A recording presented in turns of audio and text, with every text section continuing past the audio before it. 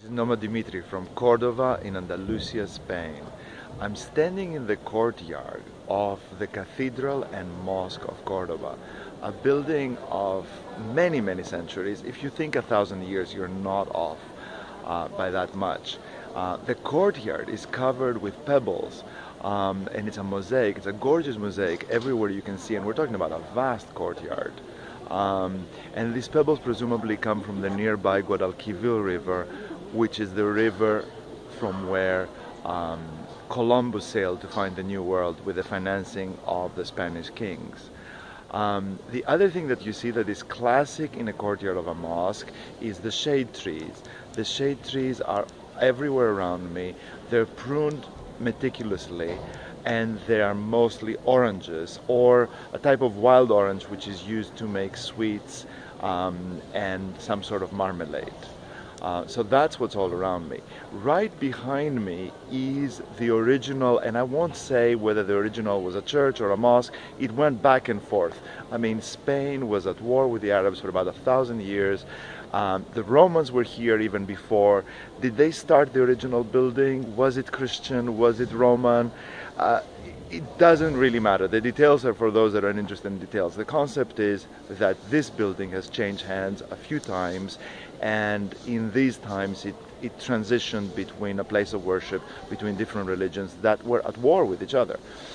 So the fact that this building, which was a mosque for many centuries, is now in good standing and not pillaged like Palmyra is being pillaged in Syria by ISIS as we speak, is a minor miracle. So over there you will see the church, quasi-church, quasi-mosque, and you can see the additional part, the church part that was added afterwards. That is now some kind of World Heritage Site, tourist attraction, full of people as we speak, even in October, even on a rainy day. But right over here, a lot more interesting, just behind me here, is the original minaret. This is where the minaret ended, this particular floor, and this addition over here is the Christian part. So in the days of the Arabs, this is where this ended, and this is where the famous muezzin used to hang out to call the prayers 5 times a day. Here, you can see better light here. So he would call the Allahu Akbar call to prayer 5 times a day, and the faithful would come to the mosque and pray. Then this part was added, and instead of a muezzin calling for the prayer, we have the bells now, as in most Christian churches.